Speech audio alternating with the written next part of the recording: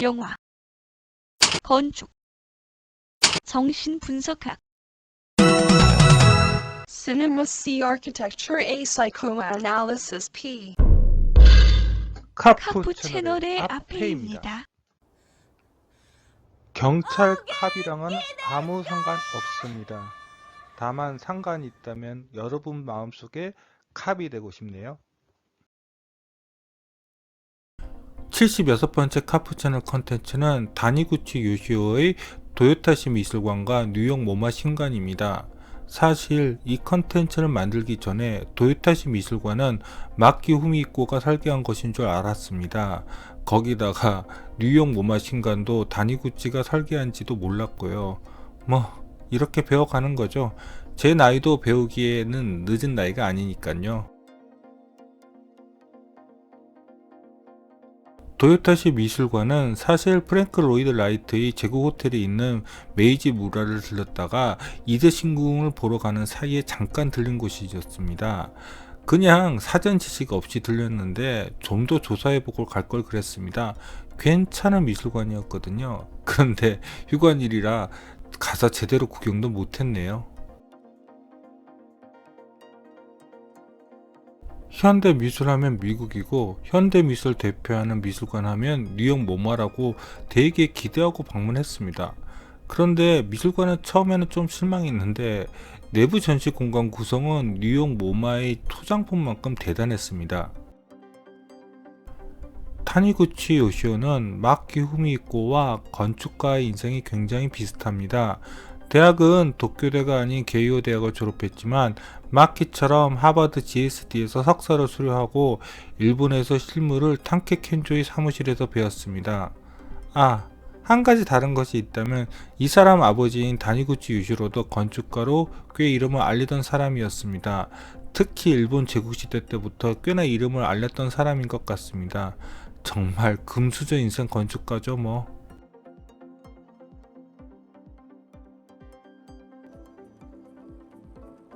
본론으로 넘어가 보겠습니다.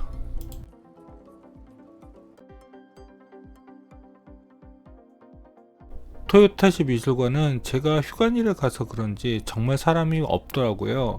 그리고 여기에 이런 미술관이 있을 것이라고 거의 짐작도 못할 정도로 일본 교외의 시골 같은 지역에 미술관이 있습니다. 주차장은 여기고 차는 여기에 세워놓고 걸어 들어갔습니다. 주차장에서 토요타시 미술관 들어가는 길 입구 쪽에 저런 건물이 세워져 있더라고요. 일본 성에 가면 많이 보는 건물인데 다니구치의 아버지가 특히 일본 전통 조경에 일가견이 있는 사람이었다고 하는데 그런 영향일까요? 토요타시 미술관은 대지 형태는 중구난방인데 미술관 배치는 거의 정확히 정북 방향으로 맞춰져 있습니다. 아참, 항공사진으로는 잘 모르실 수 있는데 이 부분이 거대한 수공간입니다. 도요타시 미술관의 수공간은 거대한 테라스 공간에 조성되어 있습니다. 굳이 이렇게 만들 필요 있나 하는 생각은 좀 드는데 올라가 보면 괜찮습니다. 일본 건축가의 수공간 사랑은 정말 대단하네요. 안도 다다오도 수공간 엄청 좋아합니다. 그런데 관리하기는 쉽지 않을 텐데 서측 야외 전시장 중심에는 이렇게 원형 수공간도 만들어 놓았습니다. 여기에 거대한 설치 미술들도 전시해 놓았네요. 그런데 큰 관심 없습니다. 자, 그럼 2층 테라스 수공간을 보러 갈까요? 이 램프, 즉 경사로로 올라가면 됩니다. 이 램프입니다. 모더니즘적인 냄새가 풀풀 풍기는 그런 디자인이네요. 그런데 이런 수공간을 만들기 위해서 이렇게까지 할 필요가 있을까 하는 생각이 이 램프를 걸어 올라가면서 다시 떠올랐습니다. 램프에서 바라본 1층 서측 야외 전시장입니다. 그냥 이 테라스 없이 대지에 수공간을 만들어도 되지 않았을까요? 앞에서 말씀드린 것처럼 2층 테라스 수공간은 생각 이상으로 엄청 넓습니다. 처음 이 수공간을 보았을 때는 생각보다 훨씬 더 깊을 것이라고 생각했습니다. 그리고 그렇게 기억을 하고 있었는데 막상 컨텐츠를 만들면서 사진을 보니 그렇게 깊지는 않더라고요. 그런데 왜 굳이 이렇게? 그런데 수공간변에 설치된 이 회랑은 굉장히 인상적이더라고요. 이 회랑은 2층 테라스 뿐만 아니라 1층 공간까지 쭉 이어져 있어서 도요타시 미술관 전체 사이트의 균형을 잡아줍니다. 그리고 2층 테라스에 전시되어 있는 저 유리로 만들어진 오브제하고도 묘하게 잘 어울리고요. 저 오브제들이 상설 전시인지 특별 전시인지는 잘 모르겠는데 만일 임시로 설치된 조각들이라면 이것들이 치워지면 참 이 공간 재미없어질 것 같습니다. 그 정도로 저 유리로 만든 오브제들은 인상적이었습니다. 아마 도요타시 미술관 내부를 들어가서도 저 오브제들만큼 인상적인 작품들은 내부에 없을 것 같습니다. 그리고 여기에 중전 공간도 설치해 놓았네요. 바로 이쪽으로 가시면 됩니다. 저 높은 벽 안쪽에 중전 공간이 있습니다. 그런데 저라면 벽 대신 이 공간이 2층 테라스라는 점을 이용해서 선큰 가든을 만들었을 텐데요. 왜 그랬을까요? 중전 공간입니다. 자가를 이용하는 정원수법은 원래 일본인들이 잘 사용하는 방법이죠. 그것뿐입니다. 자, 그럼 미술관의 본체를 한번 살펴볼까요? 저쪽에 2층 테라스에서 미술관을 바라본 것입니다. 어디를 봐도 딱 모더니즘 인터내셔널 스타일의 박스형 메스 건물입니다. 미술관의 외벽 재질은 불투명 유리를 판넬처럼 사용했습니다. 내부 사진들을 검색해보니 저 불투명 유리가 유리 커튼홀이 되어 있기 때문에 내부에서는 외부 풍경이 벽으로 들어오지는 않지만 외부 벽에 자연광이 비쳐서 들어와 내부 공간을 훤히 밝히더라고요. 미술관을 들어가는 입구는 크게 두 곳으로 나눠져 있습니다. 하나는 2층 테라스에서 들어가는 방법이고 둘은 1층으로 들어가는 방법입니다. 2층 테라스 입구가 이쪽입니다. 정말 깔끔한 입구네요. 안으로 들어가 보지는 못했지만요. 원래 건물을 소개할 때는 1층부터 소개해 왔는데 이번에는 거꾸로네요. 1층을 소개해 보겠습니다. 여기가 1층의 코트야드입니다.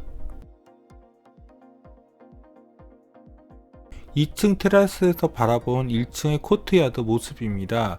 얼핏 봐서는 썬큰 가드처럼 보이기는 하는데요. 1층으로 내려와서 2층 테라스 쪽을 바라본 것입니다. 1층 회랑은 2층 테라스까지 쭉 이어져서 1층에서는 엄청 높게 보입니다. 이쪽이 바로 1층 정문 입구입니다. 마치 중국 전통 건축처럼 입구가 바깥쪽에서 보이지 않도록 영벽, 그러니까 그림자 벽이 이렇게 설치되어 있네요.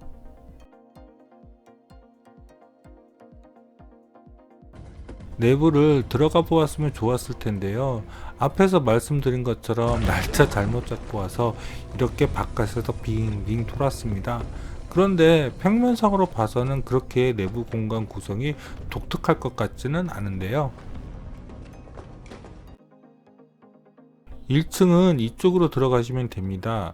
그런데 이 미술관 맵은 좀 비례에 문제가 있는 것 같기는 하네요.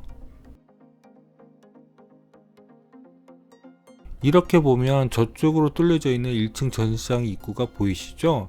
그런데 은근히 안도다도의 느낌이 나네요. 외벽 마감을 그냥 노출 콘크리트로 바꾸면요.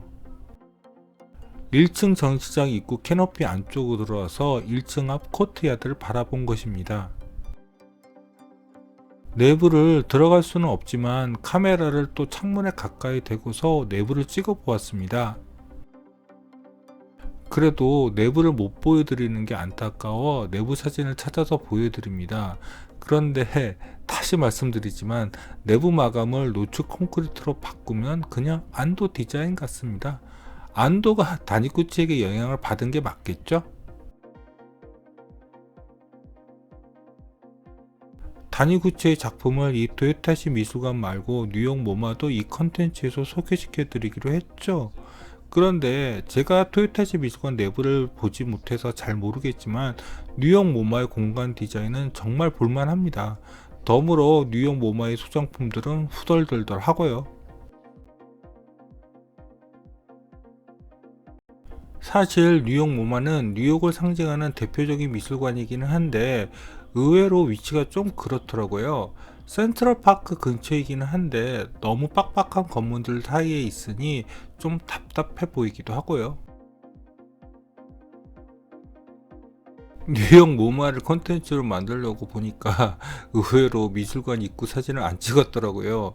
제가 갔을 때는 공사가 한참이라서 여기가 뉴욕 모마인지 간판 보고 알았으니까요. 그런데 지금 모습도 이렇지 않은 것 같던데 모르겠다. 이 모습이 지금의 뉴욕 모마의 초창기 건물의 모습이랍니다. 이 건물을 디자인한 사람은 필립 L 구딘과 에드워드 듀렐 스톤이랍니다. 타니구치 요시오가 디자인한 부분은 신관과 바로 이 조각정원이라고 하는데 정확히 어느 부분까지 디자인한 것인지는 제가 잘 모르겠습니다.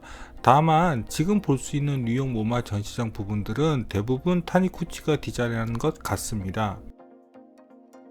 자, 그럼 먼저 외부 조각정원부터 살펴볼까요? 여기가 조각정원의 동쪽입니다. 저쪽의 건물의 이름은 케네스 C 그리핀 빌딩이라고 도면에 쓰여져 있습니다. 이런 이름이 붙은 것은 케네스 C 그리핀이 뉴욕 모마 확장을 위해서 기부를 했기 때문에 건물에 그런 명칭을 붙인 것 같습니다. 뉴욕 모마의 전시장은 이쪽에 위치하고 있습니다. 그리고 좌측에 있는 테라스 레스토랑은 로널드 S 앤 조 캐럴 로더 빌딩에 속해 있습니다. 로널드 S 로더는 그 유명한 화장품인 에스티 로더의 창립자인 에스티 로더의 아들이랍니다.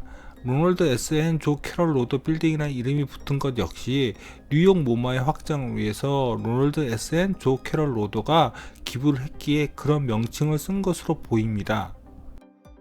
조각공원은 마철로로 가득 찬 뉴욕 맨하탄 한복판의 쉼터와 같은 개념으로 계획을 한 것 같습니다. 그런데 원래는 일본 전통 정원 같은 느낌을 내려고 타니구치가 계획한 것 같은데 주변의 건물 높이들이 너무 들쑥날쑥해서 그것은 좀 실패한 것 같습니다. 조각 전시장의 전시품들은 유명한 것이 많다는 느낌이 확 듭니다. 미국의 현대 미술은 유럽의 미술들과 달리 일단 큽니다. 그래서 설치 공간도 많이 필요하고요. 미국의 그 넓은 땅을 닮았을까요? 역시 칼더의 작품이 빠지면 안 되겠죠? 미국 현대 미술관에서 칼더 작품이 없으면 어떡할까요? 좀 더 동측의 케네스 C 그리핀 빌딩과 서측의 뉴욕 모마 전시장 앞쪽과 남측의 로널드 S 앤 조 캐럴 로더 빌딩 앞쪽을 살펴보겠습니다. 그런데 뉴욕 모마 전시장에 있는 건물도 기부를 받았는지 데이비드 앤 패기 록펠러 빌딩이라는 명칭이 붙어 있네요.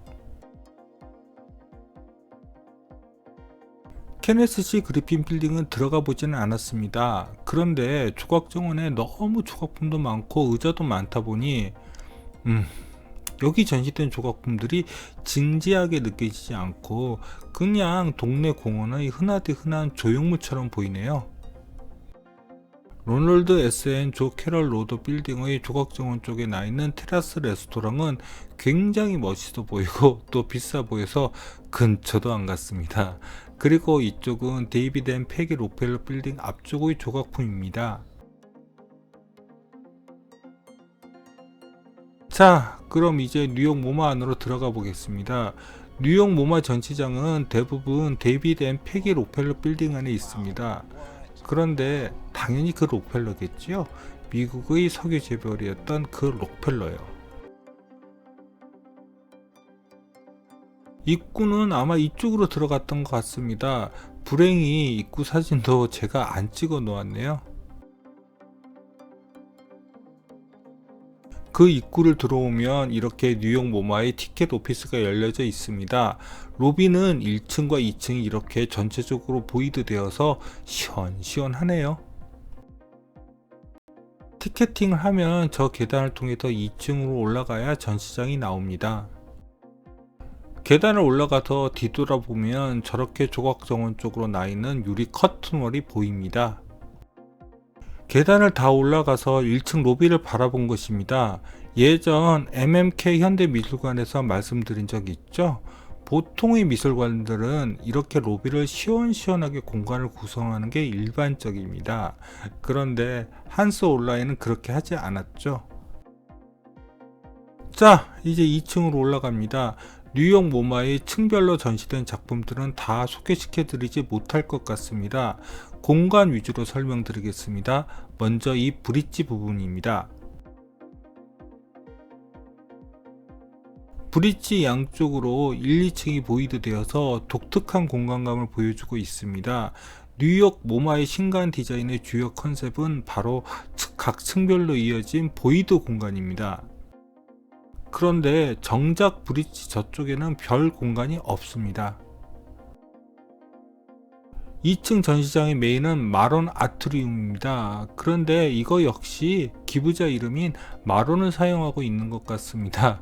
정말 뉴욕 모마는 장사 잘하는 것 같습니다. 아까 전 말씀드렸었죠? 여기는 보이드 공간을 정말 잘 사용하고 있다고요. 바로 마론 아트리움에도 그런 모습을 확인할 수 있습니다. 마론 아트리움은 모두 3층 정도의 공간이 보이드 되어 있습니다. 그런데 마론 아트리움만 보이드 되어 있는 것은 아닙니다. 저 틈으로 더 보이드 되어서 1층 이상이 더 보이드 되어 있습니다. 그 공간들도 나중에 더 보여드리겠습니다. 2층의 다른 공간을 더 볼까요? 로널드 S.N. 조 캐럴 로더 빌딩 쪽으로 가시면 미술관 스토어가 있습니다.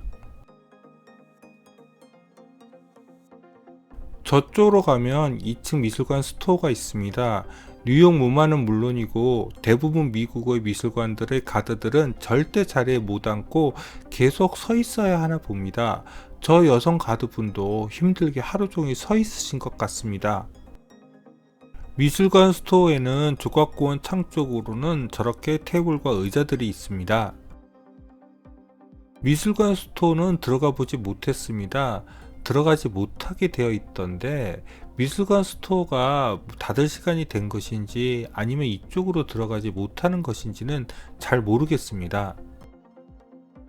자, 본격적으로 보이드 공간을 살펴볼까요? 바로 이 부분이 마론 아트리움의 보이드 공간입니다. 그런데 도면에서 한층 정도가 생략된 것 같은 느낌이 드는데요. 확실치는 않네요. 왜 그런 생각이 드냐면 중간 브릿지가 모두 4개가 있거든요. 그렇다면 6층 전시장이 최상층인데 도면상으로는 5층까지 밖에는 전시장이 보이드 안 되어 있으니까요. 그렇죠. 마론 아트리움의 맨 위쪽 천장 중 일부가 6층의 보이드 난간 바닥이거든요. 마론 아트리움 말고도 이쪽 역시 보이드가 아래층까지 쭉 이어져 있습니다. 6층 보이드 공간을 한번 전체적으로 살펴볼까요? 저쪽 브릿지는 아까 2층 브릿지하고 같은 위치입니다. 미술관은 중간 홀을 중심으로 브릿지를 건너가면 저렇게 전시장이 나옵니다. 여기가 6층 중앙홀입니다. 중앙홀은 마치 섬처럼 떠 있고 각 전시장은 저런 브릿지로 들어갈 수 있게 되어 있습니다. 그런데 여기 이 의자 작품입니다. 잠깐 쉬려고 했는데 가드분이 화들짝 놀라더라고요. 그런데 정말 의자인데. 중앙홀은 상황에 따라서 완전히 오픈 천창으로 바꿔서 내부에 자연 햇빛도 끌어들일 수 있나 봅니다. 중앙홀 주변의 보이드 공간입니다. 사실 아까 전 보여드린 엑스토노메트릭으로도 정확히 이 부분이 어디인지는 모르겠더라고요. 여기도 정확히 어느 쪽 보이드 공간인지는 모르겠습니다. 저 밑은 마론 아트리움 바닥인 것 같은데 정말 복잡하네요. 전시장 내부에도 이쪽에 계단을 설치해 놓았습니다. 바로 이 계단인데요. 이 계단도 꽤나 느낌이 있습니다. 전시장 안에도 이런 계단이 있으면 좀 더 다양하게 전시된 작품들을 볼 수 있죠. 뉴욕 모마 신관의 전시장은 시원시원합니다. 역시 현대미술관은 커야 하죠. 이제 대표적인 뉴욕 모마 신관의 작품들을 살펴볼까요? 모네의 수련입니다. 일본인들이 정말 좋아하는 작가가 바로 모네이지요. 근데 같은 인상파인 고의 작품이 더 좋지 않나요? 역시 저도 한국인 감성인가 봅니다. 바스키아 작품도 이렇게 잘 감상했습니다. 그리고 역시 잭슨 폴락의 작품이 없으면 안 되겠죠? 미국 미술관 피날레는 대부분 잭슨 폴락입니다. 뉴욕 모마 신관에는 프랭크 로이드 라이트의 도면과 모델들도 전시하고 있었습니다. 이게 아마 뉴욕 구겐하임 미술관의 초창기 모델인 것 같습니다. 이 모델처럼 가운데 지붕도 동으로 만들었으면 더 멋졌을 텐데요. 이거는 실현 안 된 라이트의 작품 같습니다. 그런데 자동차도 저 반원의 거대한 데크 위에 올라갈 수 있게 되어 있고 요트도 접안할 수 있는 것 같은데 무슨 요트 선착장 같은 것일까요? 확실히 다니쿠치의 뉴욕 모마 신관 내부 공간 디자인은 전형적인 모더니즘의 미술 전시장입니다. 이 미술관을 디자인하려고 엄청 모델 작업을 했을 것 같습니다. 도요타시 미술관의 내부 공간도 멋질까요? 나중에 가보면 되죠. 그럼 구독과 좋아요 부탁드리며 이상 카프 채널의 아페이였습니다.